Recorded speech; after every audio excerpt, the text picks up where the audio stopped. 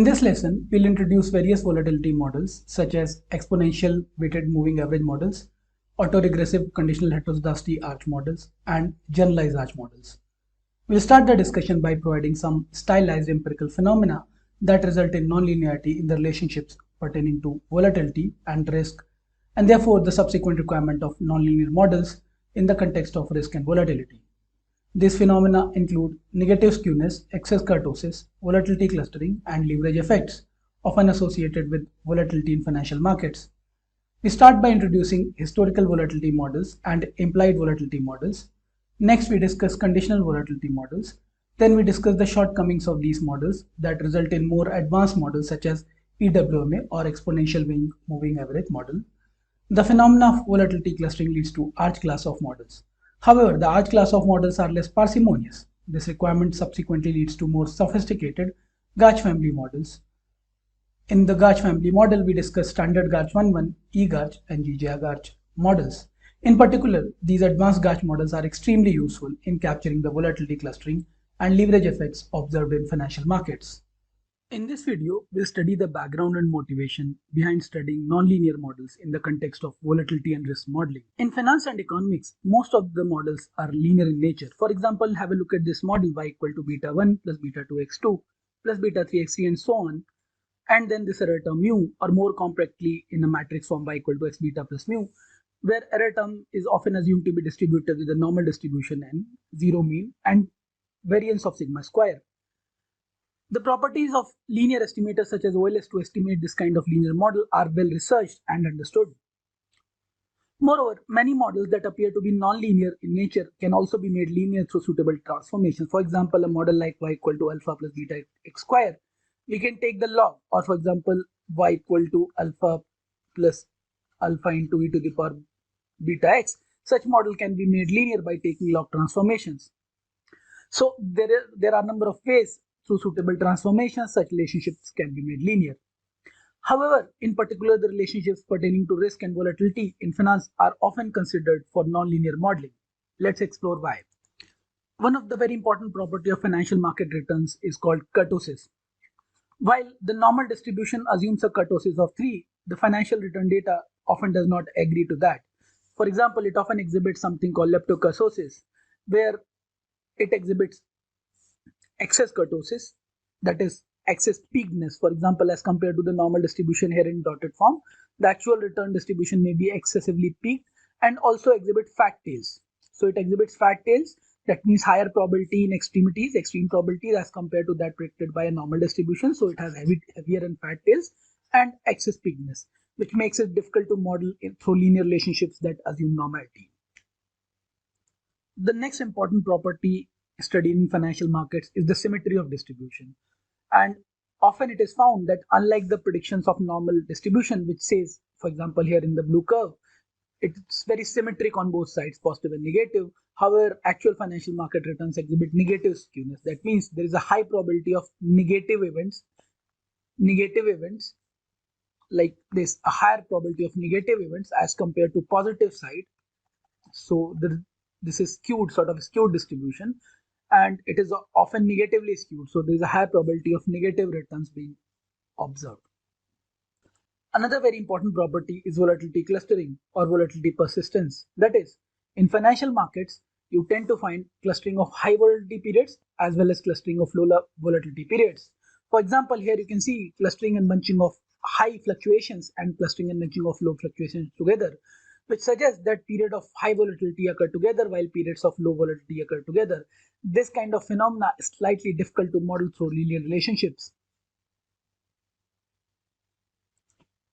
as it indicates some kind of autoregressive nature in volatility. Another stylized fact of volatility clustering and persistence is that shifts from high to low and low to high volatility are not uniform. That is, low to high volatility shifts are more abrupt. You suddenly find jump from low to high volatility, while shifts from high to low, that is in this fashion, are more gradual. So shifts from high to low volatility are more gradual, while low to volatility are more sharp. The next property, which is very critical, is called long-term mean reversion. That is, volatility of assets tend to gravitate towards long-term mean. Generally, this long-term volatility level is sort of inherent level of volatility, which irrespective of whether there is some information or not, or whatever market conditions, this long-term mean volatility always persists. Researchers believe that this is driven by microstructure volatility, for example, bid-ask bounce. So phenomena that are part of market microstructure, such as bid-ask bounce, lead to this all-time inherent volatility of financial markets. Lastly, a very stylized fact is leverage effects. It is often observed that volatility rises more following periods of falling prices, and as compared to that, when prices are rising, volatility is less.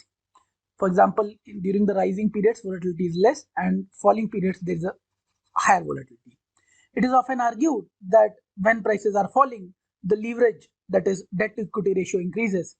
Inherently, debt to equity ratio is a measurement of risk. A high debt to equity ratio indicates a high risk level, and therefore there's a feedback sort of loop is created. That means if prices are falling and debt equity ratio is rising, inherently company becomes more riskier, and therefore this further contributes to additional risk or additional volatility to the already existing levels of volatility, and therefore it is said that volatility rises more following price fall than as compared to that during the rise of the price of the same magnitude.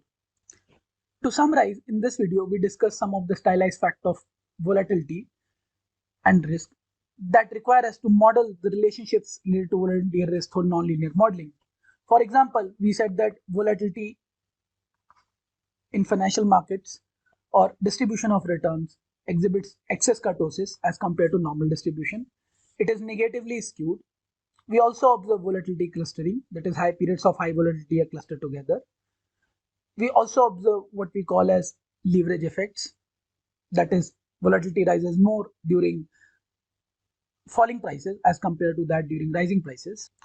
We also discussed that there is some kind of long-term mean reversion property of volatility, and also the transition to high volatility periods from low volatility periods are more abrupt, while those from high volatility to low are more gradual. In this video, we'll discuss volatility and its theoretical underpinnings behind the computation of volatility and as a mathematical measure to proxy risk. Recall that volatility, or denoted by sigma, is the standard deviation of returns per unit of time when returns are continuously compounded. For example, while we are considering daily volatility, this is the standard deviation of continuously compounded returns per day. So the formula for continuously compounded returns is natural log of pt upon pt minus 1. And when you take the standard deviation of continuously compounded returns for a period, let's say a day, then that number is the standard deviation of daily returns.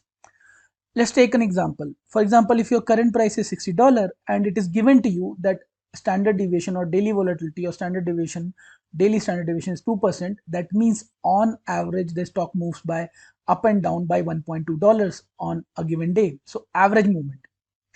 Or in a more concrete manner, if you want to translate your understanding through a probability distribution like normal distribution, let's say you believe that returns are normally distributed with a mean 0, so returns have a mean 0 of 0%, and you want to know the 95% confidence interval for return, these two cutoffs.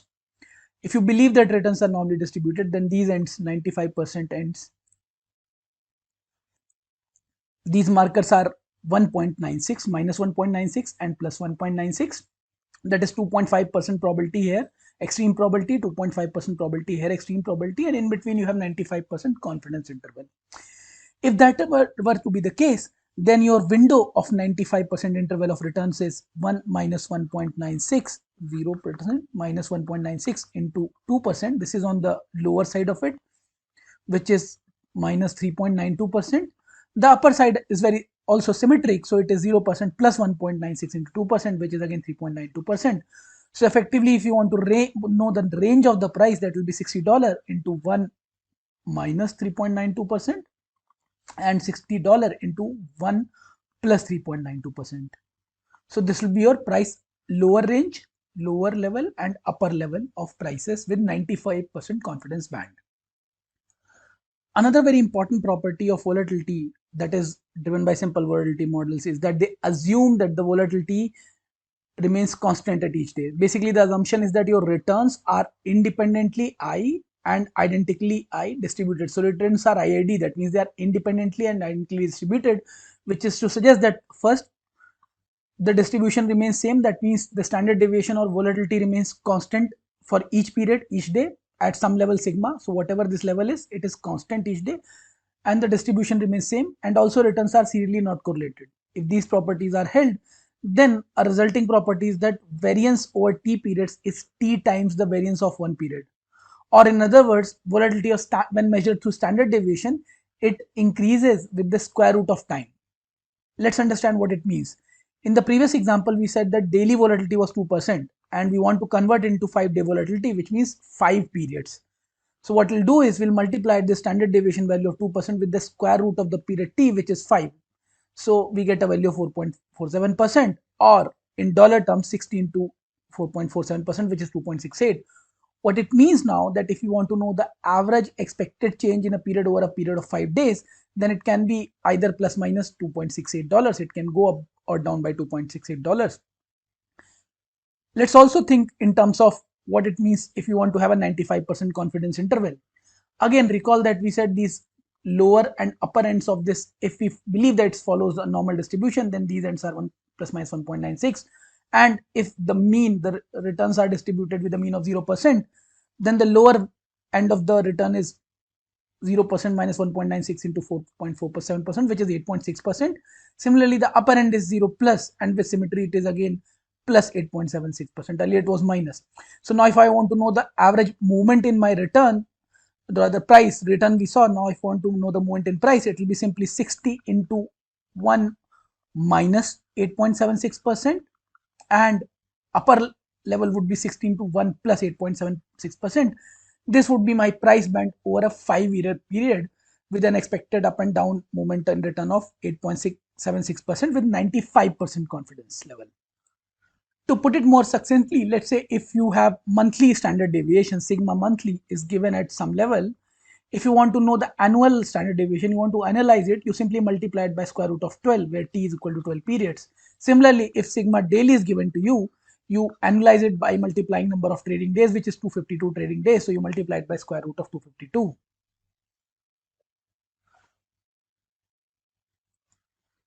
To summarize this video, we discussed the mathematical underpinnings behind the computation of standard deviation or volatility as a risk measure. We noted that it is the standard deviation of continuously compounded returns for a given period, and to translate it to different periods, we multiply the standard deviation measure by square root of the time periods. For example, if you wanted to convert the daily volatility standard deviation to annual, you multiply it by number of trading days in the year, which is square root of 252, and so on for monthly and weekly periods.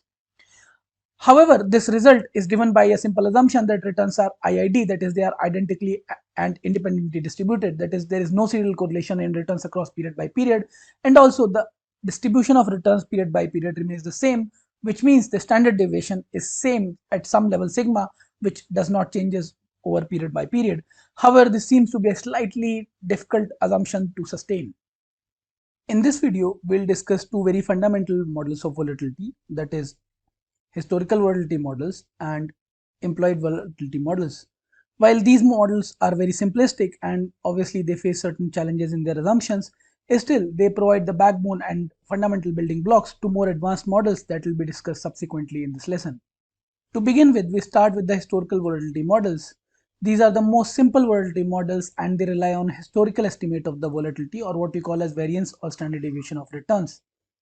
The standard deviation is computed simply from past returns, and it becomes the best estimate for future volatility of returns if certain assumptions such as returns are independently and identically distributed, or their IID holds true. This model is very useful and easy to calculate. For example, the variance is nothing but mean deviation squares divided by n minus 1. In some theoretical values, you use n, while n minus 1 is more of a sample characteristic to get a more unbiased estimate of volatility, because generally it is assumed that we are working with samples, not the population of returns. However, as you would have guessed it, this model has a very fundamental problem, that it gives equal weight to all the historical returns, which is not a very good property. Generally, you would like to give more weight to more recent observations of returns. The next set of models are employed volatility models that rely on some kind of option pricing formula such as Black-Scholes. So for example, any option pricing model would use volatility as input along with some other parameters such as risk-free rate, strike price, and current value of underlying to compute the option prices. The idea behind these implied volatility models is to use the observed value of parameters such as risk-free rate, option prices, strike prices, and so on to back calculate the implied volatility from these models. Now, essentially, this implied volatility is the market's forecast of the volatility of underlying asset returns over the lifetime of the option. To summarize, in this video, we discussed two very fundamental models, that is historical volatility model and implied volatility models. While these models are simple to understand and very intuitive, the assumptions behind them are not very tenable in real life phenomena, but still these models are widely held and employed because as such they provide the very fundamental building block to more advanced models, as we'll be discussing in subsequent videos. In this video, we'll introduce the concept of conditional volatility, which is based upon the fact that more recent factors or more recent information arrival has more influence on the volatility levels observed currently. The idea behind conditional volatility models is to give more weight to recent periods. Let's start with the mathematical or theoretical underpinning behind this idea. Recall we said some kind of relationship in financial markets like y equal to beta 1 plus beta x2 and so on, with an error term mu t is expressed like this, where in vector or matrix form you can write y equal to x beta plus mu. Generally, it is assumed that mu t or error term, or in financial markets the information term, is normally distributed with a zero mean and constant variance sigma square. Now, if you want to know the conditional variance of this error term, it is simply variance of mu t given mu t minus 1, mu t minus 2 and so on. That means conditional to the historical information like mu t minus 1, mu t minus 2, mu t minus 3. What is the variance of this mu t? So that is conditional upon historical information arrivals, which is also written as expected value of mu t minus mu expected mu t square, which is the nothing but mean deviation square, what we have already seen earlier. Mean deviation squares of mu t conditional to previous historical information levels like mu t minus 1, mu t minus 2 and so on. Now let's translate this understanding in the context of financial markets. Imagine a relationship like this in financial market, like return at time t is being regressed on historical returns lags like rt minus 1 plus rt minus 2 and so on up till certain period plus a certain error component. Please note, in this kind of model, the error term mu t would indicate the information that has arrived in the current period. So after accounting for all the lags of returns or serial correlation returns, whatever left in mu t is nothing but the latest information, and therefore it is often called a measure of information or innovation, which proxies the latest information arrival. Now, the conditional variance of this mu t or sigma square t is what we call as conditional volatility or conditional variance, which is conditional upon historical information or innovation such as mu t minus 1, mu t minus 2 and so on. As we have said earlier, it is nothing but expected value of mean deviation squares, that is mu t minus expected value of mu t whole square, conditional upon mu t minus 1, mu t minus 2 and so on. Now recall our assumption that this expected value of mu t is 0. So we can simply write the sigma square t as variance of mu t conditional upon mu t minus 1, mu t minus 2 and other historical information points, which is nothing but expected value of mu t square, or simply the variance of current period innovation or information, that is mu t square, given the information or conditional to information that is in mu t minus 1, mu t minus 2 and so on. The above equation that we discussed provides the conditional variance of mu t, that is zero mean normally distributed variable. The conditional variance is basically here equal to conditional expected value of squared mu t's. Now let me give you the intuition behind conditional volatility. Think of a string which is held at two ends A and B, and it is very tight. A jerk is given at end A, so it starts fluctuating. The jerk was given at time t equal to t naught, and this start fluctuating. As time passes, the jerk becomes smaller and smaller and smaller. Suddenly at time t equal to t1, you give another t equal to t1, you give another jerk, and again the fluctuation starts. Now please recall, there was already some effect of the previous fluctuations which will still sustain, and added over to it the jerk or hit that you gave at equal to t1, that also contributes to it. So there are essentially the historical fluctuations in the string and more recent fluctuations. Obviously the impact of more recent fluctuations will be higher as historical fluctuations will die away. But if I want to know what is the impact of this latest hit or latest information or latest jerk to the string, I need to somehow model out the historical jerks or historical fluctuations.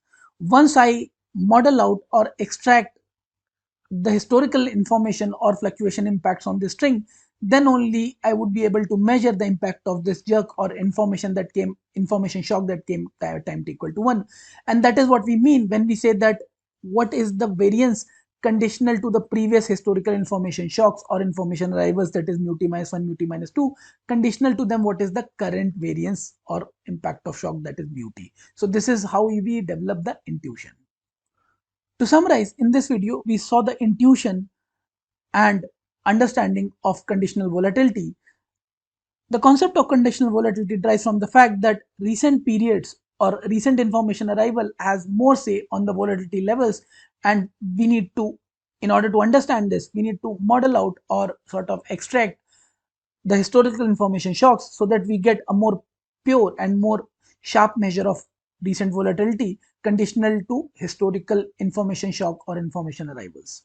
In the previous videos, we discussed historical volatility models, and we said about these models that they give equal weight to all the historical observations, no matter how past or further in time this information may be. Obviously, this kind of mechanism is problematic, and this leads us to what we call as exponentially weighted moving average models. In this video, we'll introduce EWMA or exponentially weighted moving average models and see its mathematical formulation and theoretical underpinnings behind it. To begin with, these models argue that the forecast of volatility or estimate of volatility should provide a higher weight to recently observed volatility or observations, while a lower weight to those observations that are much further in past. These are simple extensions of historical volatility models that allow more weight to recent data. The effect of past volatility events decays exponentially as the weights attached to them fall. Now we'll see how this works mathematically, but just to give you some intuition, suppose a given particular period, n days in past, t minus n, sigma square t minus n, has a particularly high level of volatility. Now, as per the historical volatility model, as long as this particular observation is included in the model, it will lead to heightened level of volatility. However, even for a single period, as soon as it goes away, its exclusion would lead to sudden fall in volatility levels. Such drastic fluctuations in volatility forecasts are not desirable, and therefore, EWMA models precisely account for this fact by exponentially decaying the impact of this particular level of innovation or volatility on the volatility estimates. Let us see how this works mathematically.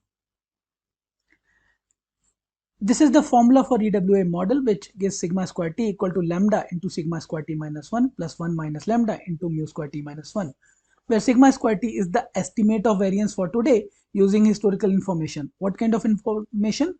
First, lambda, which is the exponential decay parameter. Customarily, the values are like 0.9 or 0.8 in this range. Sigma square t minus 1 is the estimate of volatility day before, while mu square t is the information or innovation term, which is usually extracted from the squared residuals, or many times it is directly proxied by the square residuals on time t. Now, in this model, just imagine the impact of the sigma square t minus 1 as time passes. For example, its impact on sigma square t plus 2 and so on. Let's say on 50th period sigma square t plus 50. A little bit of visualization and imagination about this model would suggest that as the time passes, this factor will grow by exponentially by, let's say, lambda to the power 2, lambda to the power 3, and so on, lambda to the power 50. As long as this value is less than 1, like 0.9 or 0.8, this value very exponentially decays and almost becomes 0 in a very few steps. And that is a very desirable property of EWMA models, in that they exponentially decay the impact of historical volatility estimates and slightly give more weight to the more recent volatility levels. Let's do this in more mathematically engaged manner. So we started with this formula. where sigma square t was the estimate of volatility today using estimate of volatility yesterday and the information or innovation on return square terms that arrived yesterday. Now in this model we can also write in terms of t minus 1 for t minus 1 day. This will become t minus 2 and this will become t minus 2. We can substitute this value here to get lambda, and then this multiple, which is this lambda into sigma square t minus 2 plus 1 minus lambda into mu square t minus 1 plus the original term of 1 minus lambda into mu square t minus 1. Now we can take away these error terms or mu square terms. Together mu square is nothing but the innovation or error or information that has arrived on a particular day. So this becomes 1 minus lambda into mu square term for t minus 1 and lambda times mu square t minus 2. Now notice, as we keep on going further historically in time, it will start multiplying with lambda. So for example, the mu square t minus 3 term would be like lambda square into mu square t minus 3. Then next term would be lambda cube mu square t minus 4 and so on. And as we keep on going further historically in time, for example, lambda times n minus 1 mu square t minus n. So this way this expansion can be done as we go on historically in past, and this observation, as we have seen, it will keep on moving further in time, t minus 3 and so on, lambda square sigma square t minus n, as we keep moving historically in time. So a generic term like this would be obtained where the innovation term has this summation series 1 minus lambda summation I equal to 1 to m lambda to the power I minus 1, while the historical estimate of volatility sigma has lambda to the power m into sigma square n minus m kind of term. And if this is sufficiently large, for example, for sufficiently large values of m, this term will converge to 0 because lambda to the power m where n tends to infinity is equal to 0. So this term will converge to 0 and we are only left with this generic term. So this is a more generic formula for EWA model, while the previously what we started with, this one is a more basic and easy to interpret formula of EWMA, which gives that certain weight decay parameter assigned to estimate of volatility sigma square t minus 1 and 1 minus lambda assigned to mu square t minus 1, which is the information or innovation or volatility arrived today, or rather saying today it's t minus 1. So depending upon whatever I'm forecasting, its immediate previous period. So looking at this model, what happens if we change the value of lambda, the decay parameter? A very low value of lambda puts a high weight on recent return volatility, and therefore estimates of volatility are volatile. So for example, if you choose a very sort of low value in this formula, sigma t square equal to lambda times sigma square t minus 1 plus 1 minus lambda into mu square t minus 1. If you choose a very low value close to 0, then this term will go away and all the weight is assigned to the latest information or innovation or volatility residuals arrived, mu square t minus 1. So all the weight is given here. However, while this estimate would be very informative in terms of its recency, but it will be very fluctuating. It does not account for historical levels of volatility. In contrast, if you take a very high level of lambda, let's say close to 1, then almost negligible weights will be assigned to the recent levels, while more weight assigned to the historical levels. So that is sort of trade-off between recency and reliability of the volatility estimate. To summarize, in this video we discussed EWMA models of volatility. We said that these models are driven by the fact that previously historical models, they do not account for the fact that more recent levels of volatility should be assigned a higher weight while computing the volatility estimate. So this leads us to this search of more efficient volatility models leads us to EWMA models, which not only give more weight to recent observations, but also the weight of historical observation does not decay in a very sort of radical or 1-0 kind of manner. It gradually or exponentially decays over time. So it is not that till the time the observation is part of sample, its entire impact is there, and as soon as it goes out of the sample or excluded from the sample, it has zero impact. So this was the working of historical volatility model.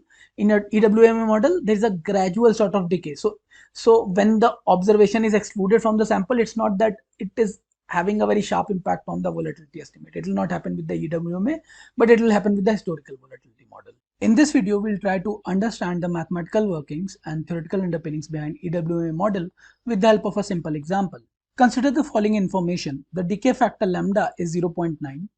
The volatility estimated on day t, that is sigma t, is 1%.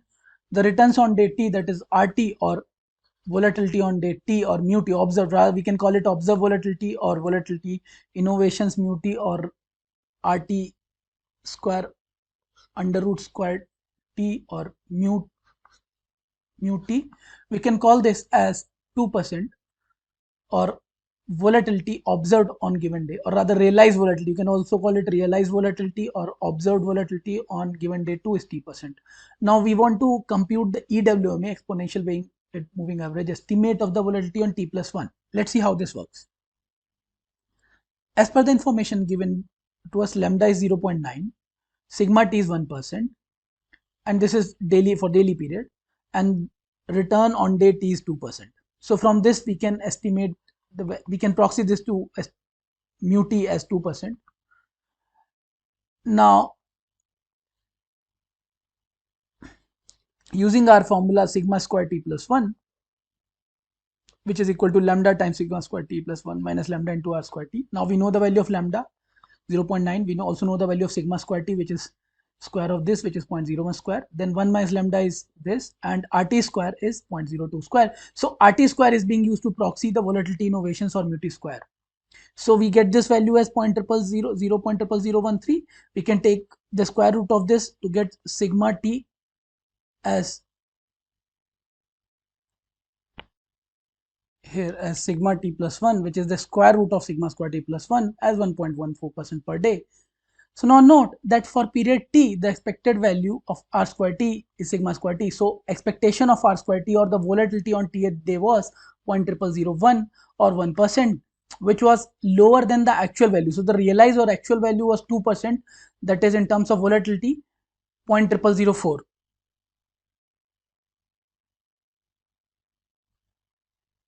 What does this convey to us? So for example, because of this increase, so from the historically observed a lower level of 1%, now the volatility has increased by a shock of 2%. So this RT is like a shock of 2%. This is positive shock, sort of positive shock of 2%. The volatility on a given day is higher at 0.0004 or sort of in percentage terms 2%, mu t is 2%. And this is why our estimated future value of volatility is more than estimated on the previous day. More as in it is more than this 1%. So previous day estimate was 1%, but now it has increased by 0.14% to become 1.14% because the current day latest shock on volatility was 2%, which was on the positive side slightly higher. So that is why this estimate has increased.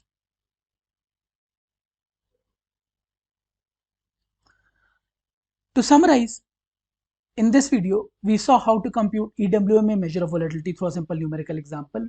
We saw that depending upon the latest information shock, whether positive or negative, the recent estimate of volatility changes. The recent estimate of volatility changes depending upon more recent observations. Now, it also depends on the decay factor lambda, how much weight we assign to these recent observations. For example, if this decay factor is 0, for example, if this decay factor is very close to 0, very small, then almost all the weight is assigned to the recent observations if this decay factor is close to 0.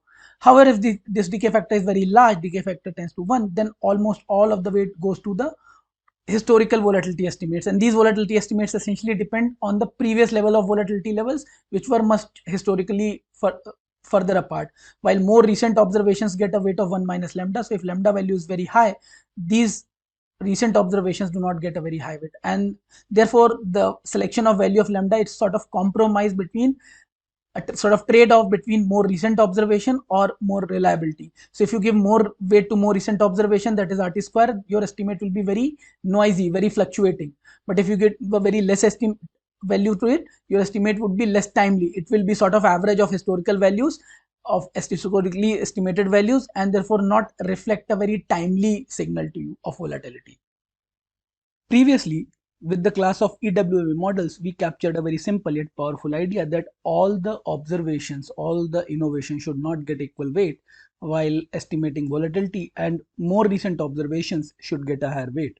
A natural offshoot and a more systematic and robust offshoot of this concept or the idea conveyed by EWMA model is ARCH family of models, which capture this fact that volatility is autocorrelated or autoregressive in a very systematically and mathematically more robust manner. In this video, we'll introduce the Arch family of models and their mathematical modeling.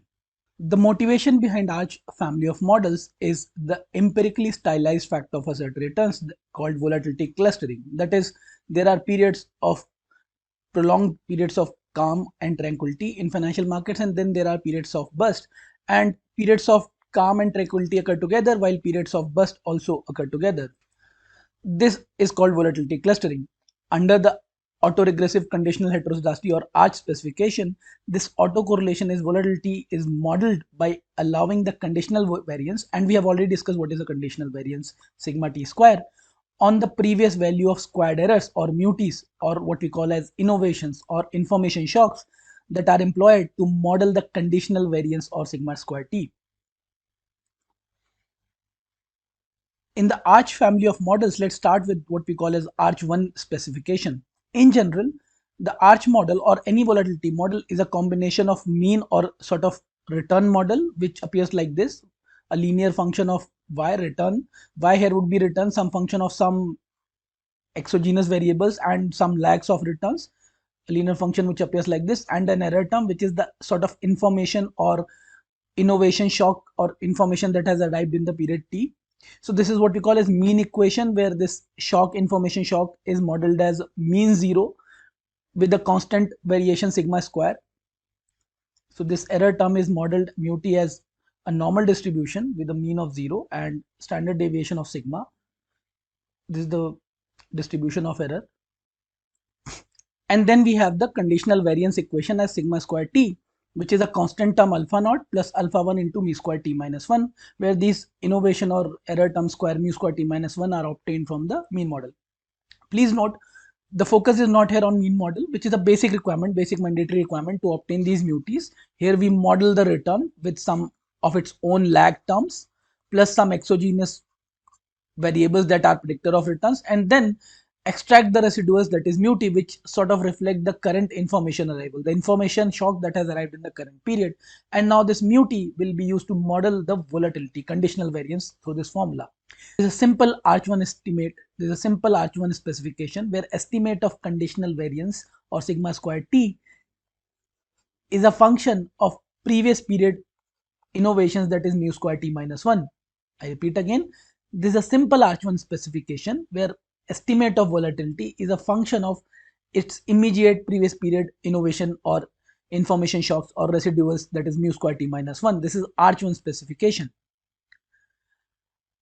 In similar manner, we can think of Arch Q specification as sigma square t, which is dependent on previous Q periods innovations or residuals or information shock in squared form. So many times when residuals are not available, we tend to use returns to proxy these residuals directly. For example, I could use to proxy mu square t minus 1, I could use rt minus 1 square or mu square t minus 2 as r square t minus 2. This we have done in the previous numerical example, if you recall. So this can be done that. And the distribution of mu is like this, it is mean of 0 with a sigma square variance.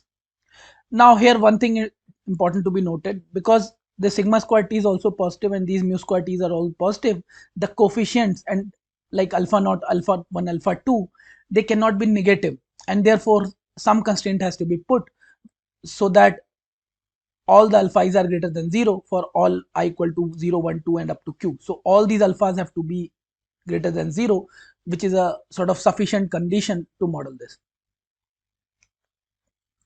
So the resulting Arch Q, a more generic version of Arch model, that is Arch Q model specification, can be written as a combination of mean equation, which is y equal to beta 1 plus beta 2 x2 plus beta 3 x3 and so on, plus mu t, where mu t is normally distributed with a mean of 0 and a variance of sigma square. And then the conditional variance expression or the conditional variance estimate of Arch model sigma square t for period t is written as either ht, you can also write as ht, or sigma square t as alpha naught plus alpha 1 plus mu square t minus 1 plus alpha 2 into mu square t minus 2 and so on till alpha q into mu square t minus q, where all these mu squares are the innovation or error terms for models for period t minus 1, t minus 2 and up till t minus q. And please remember one external constraint, that all these alpha naughts and alpha 1s and alpha 2s have to be greater than or equal to 0. That has to be put to ensure that in none of the estimates the estimate turns out to be negative, which will be then spurious estimation. However, this model has particularly two problems. One is that what if the lag structure is very long? Then this model becomes, as you can see, very extremely unparsimonious if lag structure is long. Second, you would a simple way to solve that kind of issue, and you can see that here, would be to somehow get the expression in the form of sigma square t minus 1, which, as we'll see, the Garch family of models is a very simple and intuitive extension to this form of arch models. The idea here is that large Qs mean that models very less parsimonious, and there is a higher probability of getting negative coefficients or alpha i's, which leads us to think of a simpler ways and of expressing this model. And as you would have already thought, that probably, and the intuition comes from EWMA model, that probably we could replace some of these mu i's and express this sigma square t estimate in terms of previous period estimates of sigma square t minus 1, because essentially the information that is captured in sigma square t, some of that is also getting captured in sigma square t minus 1 in a slightly more parsimonious manner. So rather introducing all such long legged structure, we could rather in a parsimonious manner use somehow sigma square t minus 1, and that leads to the natural expansion of arch series towards Garch family of models. To summarize this video, we noted that the arch series of models very nicely capture the idea that the volatility estimates should have higher weight in the more recent terms, and as the time passes and a particular period becomes older and older, its impact on the volatility estimate should decay. However, the arch family of model has its own set of problems, such as it has slightly less parsimonious structure, and we also have to externally put constraints so that coefficients remain positive. All the coefficients remain positive.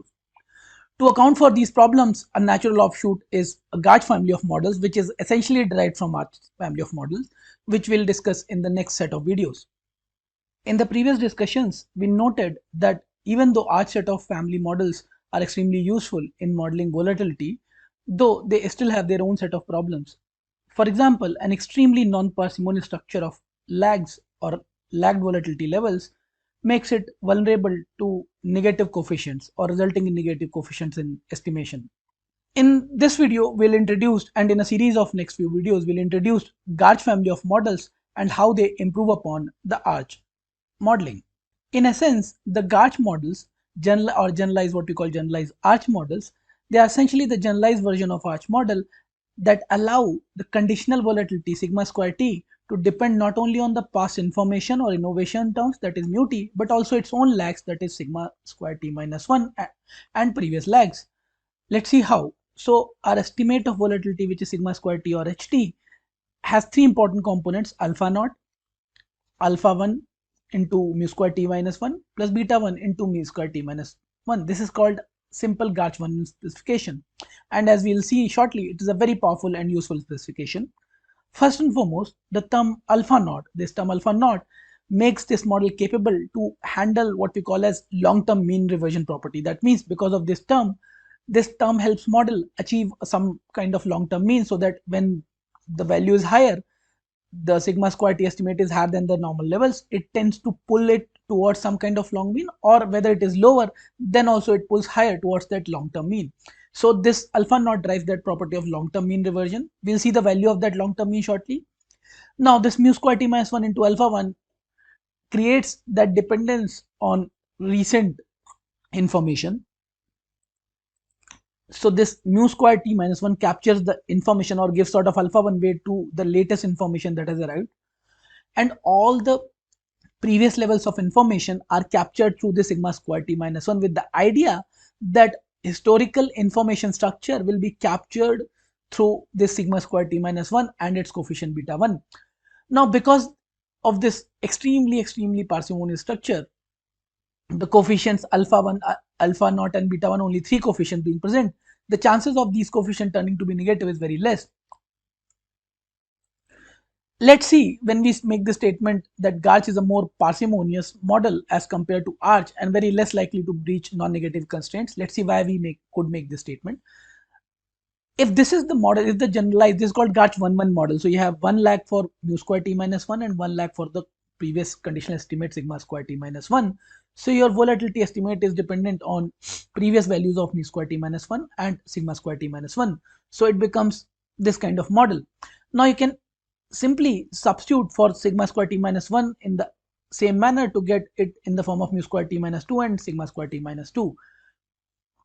These values can be substituted further here, resulting in this kind of model.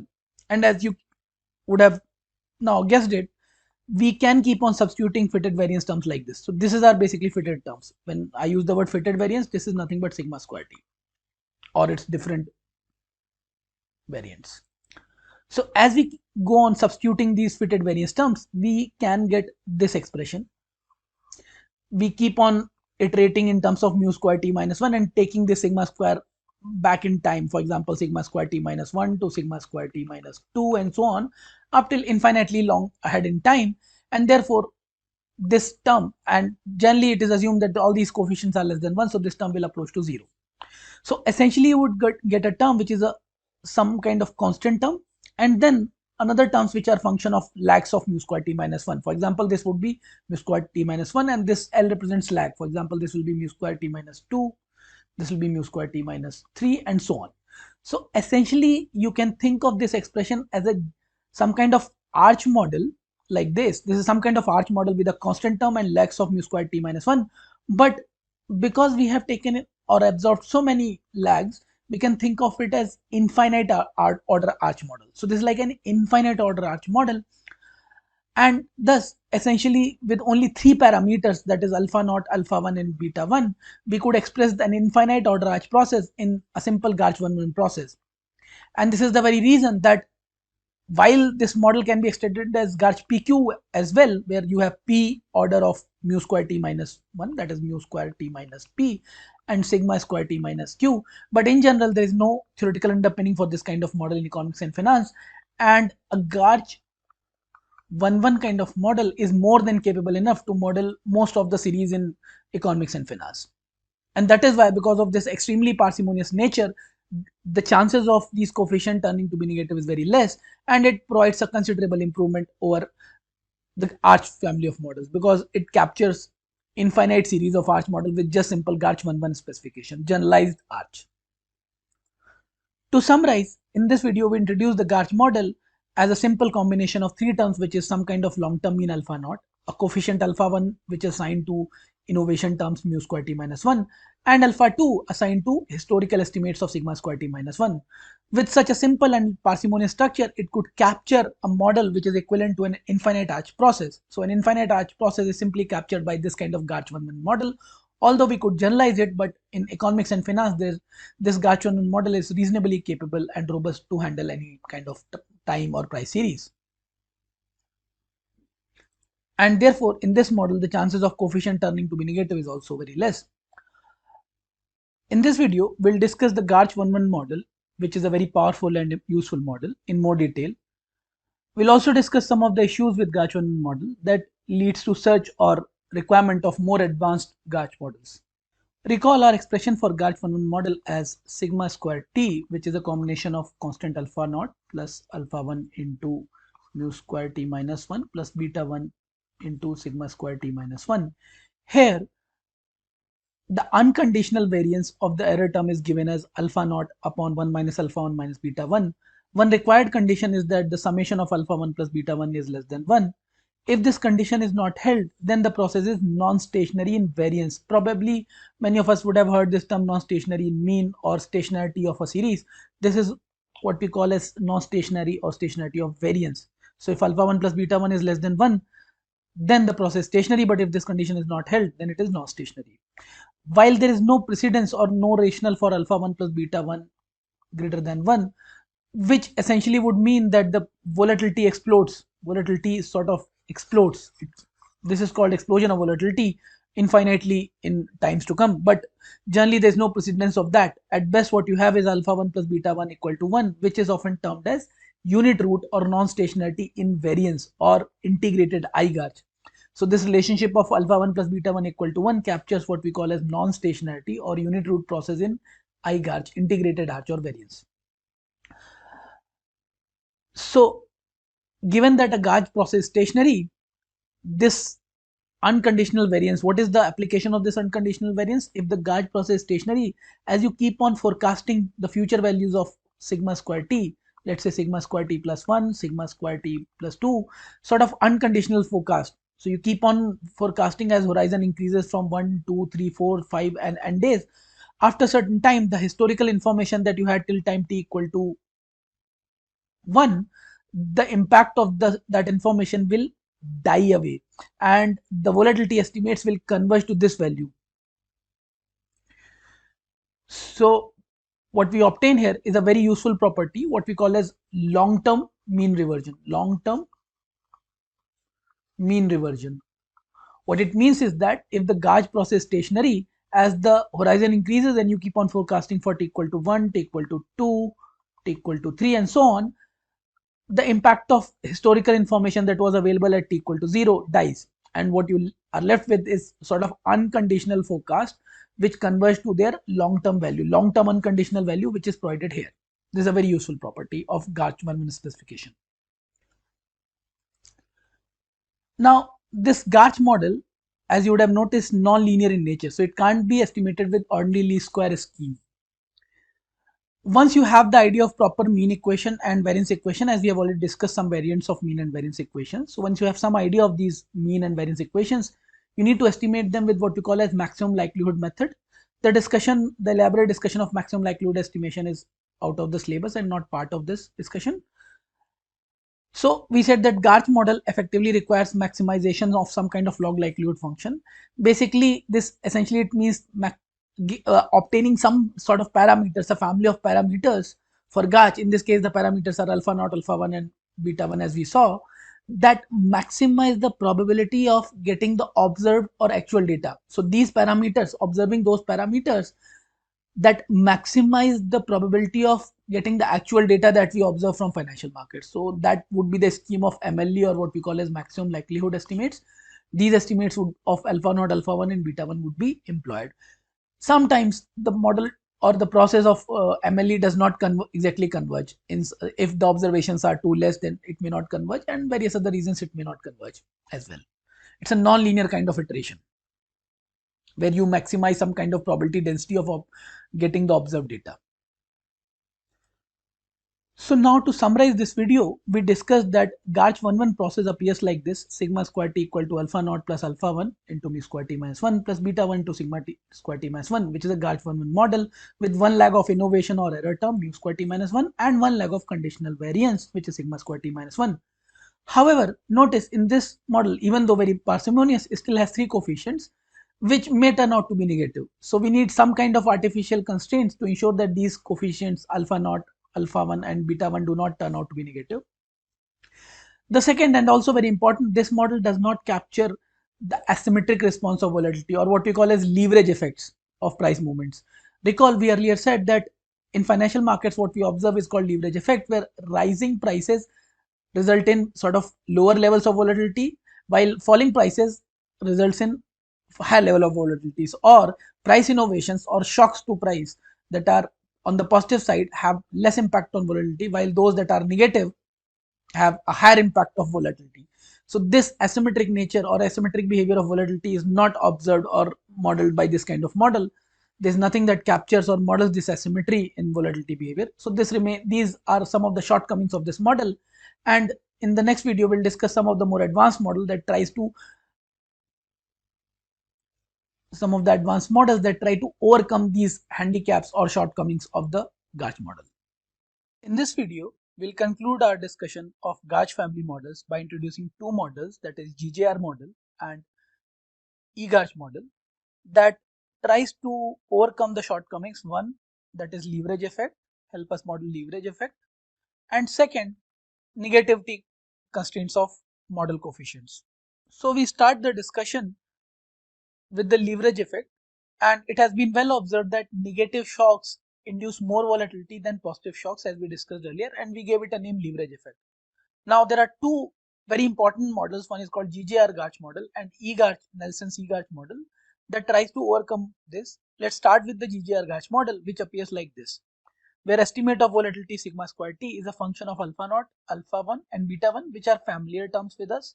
We already saw them in GACH11, but one more term is added, which is gamma into mu square t minus 1 into it minus 1. So we already understand these terms, GACH11 parameters. Let's discuss this particular last term. Here, it minus 1 is sort of indicator or dummy variable which takes a value of 1 if gamma mu t minus 1 is less than 0, or it is equal to 0 otherwise. So essentially, we are running two models. One, when the shock is positive. When the shock is positive, then only this version, GARCH11 is run. But when the shock is negative, then we are running a slightly more elaborate model to capture that asymmetric response. The idea here is that with running this asymmetric or sort of different models for positive and negative shock, that the negative version of shock would be captured by this gamma. And as you would have guessed, if the leverage effects are indeed significant, then this gamma which captures the leverage effect should be significantly positive. So for the leverage effects to exist, this gamma should be greater than 0, because this it minus 1 is 1 only for negative shocks. For the positive shocks, it is 0, so only this model is run. So if there is some incremental positive or higher impact of negative shocks, that would be captured by the positive coefficient through this complete term, positive coefficient gamma and this complete term. So again, this model has parameters alpha naught, alpha 1, beta 1 that were originally from GACH11 and then additional gamma. Now for this model, also the parameters, that is alpha 1 naught, alpha 1, beta 1 and alpha 1 plus gamma, have to be positive or greater than 0 to ensure that the estimate of volatility sigma square t is positive. So that additional constraint has to be put, although it accounts for the asymmetric nature of volatility or leverage effect, but still non-negativity constraint has to be put externally. Another very important model of Nelson, EGARCH model, captures both the properties, that is non-negativity and as well as the leverage effect. Look at the expression here. You have estimate in the natural log form, then the omega, beta into natural log of sigma square t minus 1, and then mu t minus 1 into gamma upon square root sigma square t minus 1 plus alpha and magnitude of the error terms mu t minus 1 upon sigma square t minus 1 and so on. In this model, notice that estimate of volatility is modeled in the form of natural log. And therefore, the non-negativity constraint is removed, because whatever, even though the parameters can be negative, the estimate of volatility may still be positive because of this log thing. So this model can afford the negative parameters. That is a very useful property. And volatility estimate will still turn out, or rather conditional volatility estimate will still turn out positive. The second and very important property of this model is the asymmetric response of volatility. While the mod of mu t minus 1 captures the symmetric response, or the both sides, it considers both positive and negative sides as same in terms of their impact on sigma squared t minus 1, this mu t minus 1 here captures the asymmetric nature. Now, as per our knowledge of asymmetric effect, the negative shocks should have a higher, slightly significantly more impact on volatility, and therefore we are estimating this gamma to be negative and significant. That negative and significant gamma would capture the negative shock on this volatility model. To summarize this video, we studied two advanced GARCH models. One is GJR GARCH model, which could account for the asymmetry or leverage effect, but it still had the problem of externally put non-negativity constraint, that is non-negativity constraint in parameters or coefficients alpha naught, alpha 1 has to be externally put, alpha naught, alpha 1, and there were some other parameters beta 1 and so on. So that has to be put externally, the non-negativity constraint. A second version, which is EGARCH model of Nelson, could overcome both these constraints. That is, it could not only model the leverage effect, but also we need not put any non-negativity constraint externally, as in because of this natural log of estimate, even though the coefficients can be negative, the estimate of volatility would still be positive. Various finance and economics relationships are unsuitable for linear modeling approaches. One such example is volatility modeling employed in financial risk management. Moreover, various properties of data observed in financial markets, such as volatility clustering, non-normality, heteroscedasticity, and leverage effects further compound the problems associated with the linear modeling of the data. To this end, we introduced non-linear approaches to volatility modeling. Volatility essentially represents the variance or standard deviation of returns. However, simple computation of various approaches, such as the historical volatility approach, make the certain assumptions that are not held in real financial markets. We assume that volatility is constant across periods and uncorrelated. However, it is observed that volatility exhibits heteroscedasticity and autocorrelation across time. To account for this effect, conditional volatility-based models are employed. Many of these approaches provide more weight to recent information than older information. We begin this discussion with the simple EWMA approach that employs a decay factor to explicitly put more weight on recent information and less weight on old information. Next, we discuss Arch class of models that account for autoregressive heteroscedasticity. However, the Arch class of models are less parsimonious and afflicted by econometric issues such as negative coefficient or parameter estimates. We culminate the discussion with Gauge models that are extremely parsimonious and also are able to account for various stylized features of financial market volatility.